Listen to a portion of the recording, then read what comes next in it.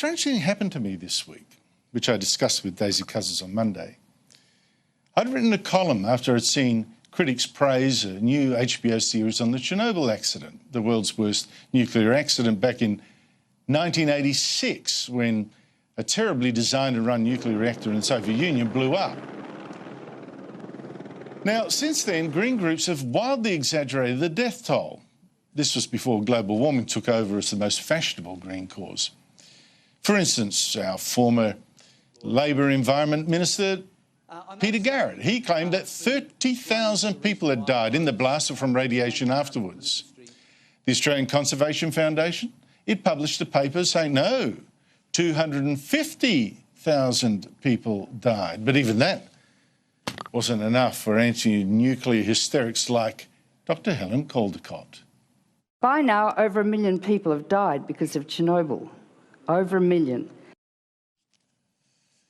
Well, the HBO series, Chernobyl it's called, at least doesn't go that far. It shows people suffering horrible injuries, but puts the death toll at between 4,000 people and 93,000 people. But in my newspaper columns on Monday, I pointed out the most authoritative bodies actually put their known death toll at less than 100 people. Less than 100. Now, you'd think people, of course, be grateful to be told that fewer people had died than they'd feared, and that radiation is not quite as lethal as they've been led to expect. But it seems a lot of Australians are addicted to fear and addicted to eco-scares particularly. The abuse I got made me the top trending topic on Twitter in Australia. The abuse. So I thought, hang on, let's check the truth with perhaps the man most likely to know it, the doctor whose medical team from the University of California at Los Angeles treated more than 200 of the people worst injured in the Chernobyl blast. He is bone marrow expert Robert Gayle, who'd been invited to Chernobyl by the then Soviet Union boss, Mikhail Gorbachev. I talked to Robert Gayle earlier from China.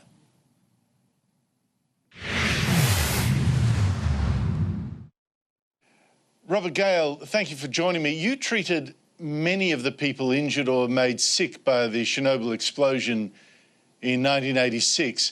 How did that happen, that you became involved? Well, I was invited by Mr. Gorbachev to come to Moscow just after the accident and bring with me some, more sophisticated technologies that were not readily available in the Soviet Union at that time. And how many people did you and your team treat? Well, slightly more than 200. And that would include, obviously, the most affected by the disaster. Well, these were the actually 204 people that we felt had something called acute radiation syndrome. Well, fast forward to now, before I go back to what you saw, we have HBO having a hit TV series, Chernobyl it's called, a slightly fictionalised account of this disaster, the effects of which you witnessed firsthand. And we're shown horrible wounds, a baby dying from contamination, apparently from the father. And it ends with claims that between 4,000 and 93,000 people died as a consequence. From what you've seen, how much of that HBO series corresponds with what you saw at the time and know subsequently? Right. Well, let me say just on the onset that I think it's, a very, very well done bit of television. But there are a number of technical errors that I understand screenwriters need to make, but to keep people glued in every week. But the examples you cite, I mean, we have, for example, we know there are about 31 deaths from the accident, not thousands. I've written in some editorials about why this, it's very sad that this child died, but I think it's impossible that it was related to the mother's exposure to radiation. And so there are just a number of factual errors that it's important to point out, because physicians or people will not understand and may make serious errors. For example, the ignorance of people about the effects of radiation, we estimate led to about 1 million unnecessary abortions in the Soviet Union and in Europe. Physicians and other people told women, well, you might have been exposed to radiation, you need to have an abortion. But we know from the atomic bomb survivors exactly what doses of radiation, cause fetal abnormalities. And no one outside of the nuclear power station could have received such a dose. Robert Gayle, one thing, I did a story recently, again, and I've written about this sort of thing more than once, that the effects of the scaremongering over Chernobyl were more deadly than the disaster itself. And a lot of people seem very angry to hear the truth about that. But let me just go through it with you bit by bit. Now, as you said, about 31 first responders, people on the scene at the time, died in the blast or shortly afterwards. First of all, what killed them exactly? Was it radiation alone? Was it the effects of the blast as well? Sure. Well, I mean, in these kinds of accidents, with rare exception, we deal with compound injuries. So these are firefighters. They're putting out a fire, fire that could be 1,000 degrees Celsius, and they are exposed to chemicals, of course, and burning graphite and radiation, and all of these things happen to the same individuals. The people closest to the fire get burns. They also get the highest radiation dose. So it's almost impossible for us to single out exactly the cause. I mean, I would say that we had about 13 individuals where I would pin the blame on radiation. And the rest of the deaths are hard to pick out the radiation versus these concomitant injuries. Then after the blast, of course, over the years, we've seen other health effects, but really they've been narrowed down to thyroid cancer in children at the time. That seems to be the only known long-term health effect. How many children do you think died, and how serious is thyroid cancer? Can it be treated, for instance? Yeah, well, I mean, there are between 6,000 and 7,000 cases of thyroid cancer that we can confirm. Fortunately, it's a very treatable cancer, and so estimate that there are less than 10 or 15 deaths. So that's tragic, of course, but it's not what many people have imagined. But with regard to other cancers, we're in a very dicey situation because we have other things moving, many moving parts. For example, after the collapse of the Soviet Union, and amongst these liquidators, for example, we have very good evidence that these people increased their alcohol consumption and increased their tobacco consumption. And those changes in their habits are much more powerful in causing cancer and other health, defects than is the radiation from Chernobyl. So it's somewhere between very, very difficult and impossible for us to really know whether there are any increase in other cancers. We probably will never really be certain about that. But you must find it extraordinary, as someone who actually knows the science of these things, actually treated the patients, to have seen some of the amazing scaremongering about Chernobyl since. I mean, just in Australia, I don't know about America, but in Australia we've seen people like our former Environment Minister Peter Garrett say 30,000 people died, and we've seen the Australian Conservation Foundation say 250,000 people died, and you no doubt know the work of Helen Caldicott. She says 1 million people died. How do these amazing exaggerations get said and, worse, believed, do you think?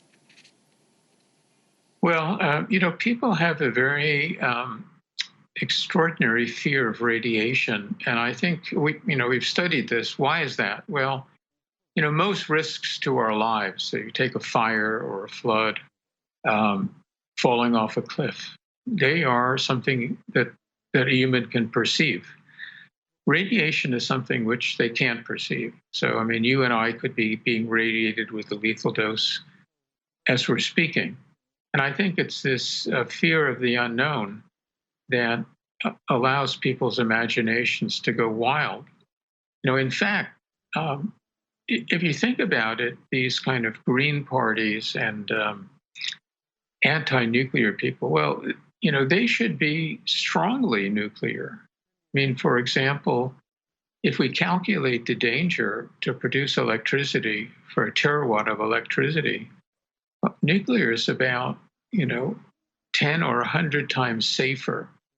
And one other thing that I like to point out is that when you burn coal, you release radioactive substances into the atmosphere because coal comes from the earth. Coal contains plutonium and thorium. So for every terawatt of electricity we produce, we release more radiation from coal than we do from nuclear. Now, it's a complex technology and it has to be handled carefully. A Ferrari is a beautiful racing machine, but you wouldn't put a 6-year-old in a driver's seat. Then it becomes a death weapon. So I'm always surprised that Greens are anti rather than strongly pro, because if we want to stop global warming in the next few decades, nuclear is the only avenue. That seems to be the case. It seems also that many of the projections about future deaths were based on mathematical modelling that in turn was based on the supposition that there was no safe dose of radiation, that the slightest bit of radiation had to have a negative impact on people's health. Is that no safe dose theory, does that still hold up? Well, I have to answer you wearing two different hats.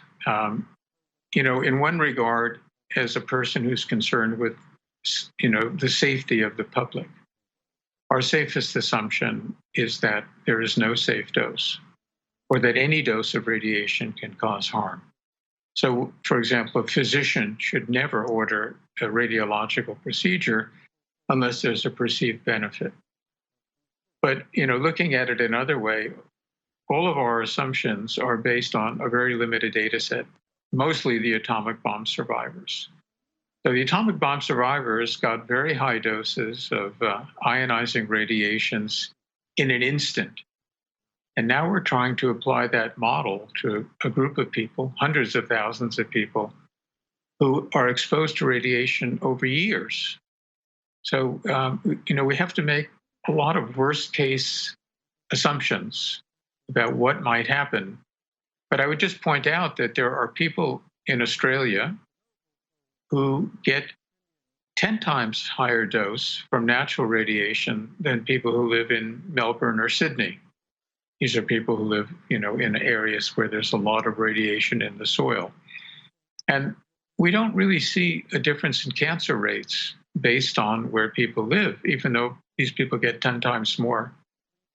So, we have to be careful with radiation. But so far, we haven't seen any convincing increase in leukemia, for example, which was the most increased cancer after the A-bombs. That occurred about 10 years after the 1945. Now, we're more than 30 years after Chernobyl, and we haven't seen any convincing increase in leukemia. And that suggests that a huge wave of cancers caused by the radiation from Chernobyl is very, very unlikely to occur. Robert Gayle, it's fascinating talking to you. Thank you so much indeed for your time. Well, thank you.